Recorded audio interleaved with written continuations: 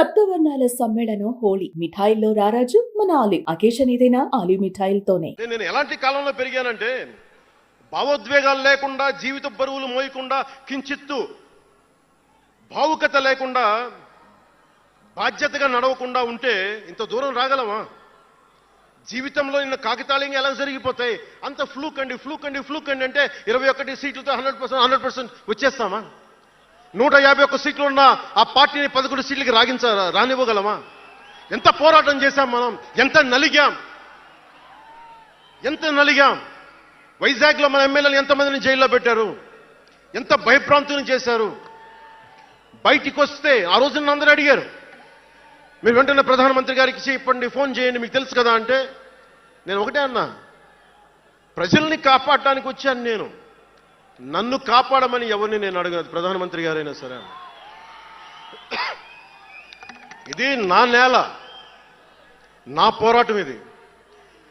నా మీద చెయ్యి వెయ్యమని చెప్పండి, చెప్తాను నేనేంటో అని చెప్పాను. అంటే నేను ఎవరో వస్తారని నేను ఎప్పుడు చేయను, నేను ఎంత నిలబడగలను అదే నా మెజర్ అంతే. నేను ఎలాంటి జీవితం నుంచి వచ్చానంటే, నాకు చుట్టుపక్కల పేరెంట్స్ కమ్యూనిస్టులు, పిల్లలేమో క్యాపిటలిస్టులు.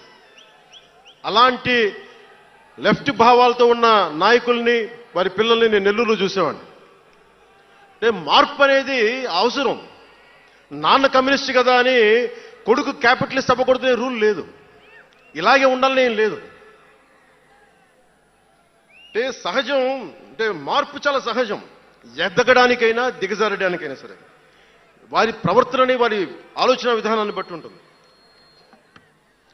కులాలను కలిపే ఆలోచన విధానం, భాషలని గౌరవించే సాంప్రదాయం, సంస్కృతుల్ని కాపాడే సమాజం, ప్రాంతీయతను విస్మరించిన జాతీయవాదం, మతాల ప్రస్తావన లేని రాజకీయం, అవినీతిపైన రాజీ లేని పోరాటం, పర్యావరణాన్ని పరిరక్షించే అభివృద్ధి ప్రస్థానం, ఇవన్నీ పెట్టినప్పుడు నవ్వారు అందరూ.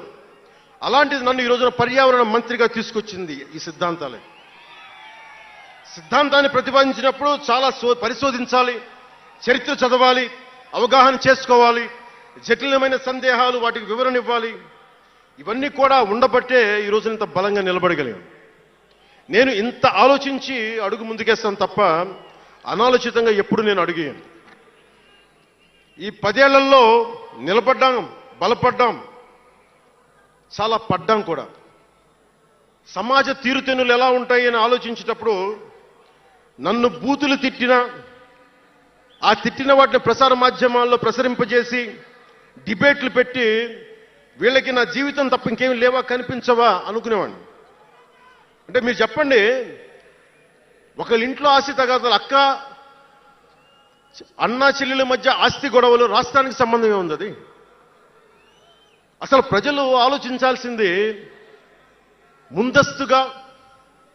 అసలు ఎన్నికల్లో చేయడానికి డబ్బులు లేని వాళ్ళ దగ్గర ఇన్ని వేల కోట్లు ఎలా వచ్చినాయి? నేను డిగ్రీలు చదివి, పిహెచ్డీలు చదివి నాకు ఉపాధి రాకపోతే వీళ్ళు కేవలం రాజకీయాల్లోకి వచ్చి వేల కోట్లు ఎలా సంపాదిస్తారు? దానికోసం వాళ్ళిద్దరు కొట్టుకుంటుంటే అది మనకి ఎలా సమస్య అవుతుంది? ఇది మీరు ఆలోచించాల్సింది. అంతేగాని కూర్చోబెట్టి సినిమా అంటే మొక్కే కాదంట్లా. మీకు కోపం రావాలి కదా, అన్యాయం జరిగితే. కోపం లేని సమాజంలో మార్పు ఎలా వస్తుంది? ఒక్కడికి కోపం వచ్చింది చిన్నప్పుడు, పవన్ కళ్యాణ్కి. ఒక్కడికి కోపం వస్తే ఇంత మార్పు వచ్చింది. ఇన్ని లక్షల మంది కోపం వస్తే ఏం జరుగుతుంది మీరు ఊహించగలరా? ఆ కోపమే రావాలి అన్యాయం మీద. ఇక మిగిలింది మనకి భవిష్యత్తులో పైన కాకుండా ఎలాగ మనం ముందుకెళ్ళాలి, ఎలా సిద్ధంగా ఉండాలనేది మనం ఆలోచించాలి. కొన్ని కీలకమైన అంశాలు చెప్పి తెలియజేస్తాను.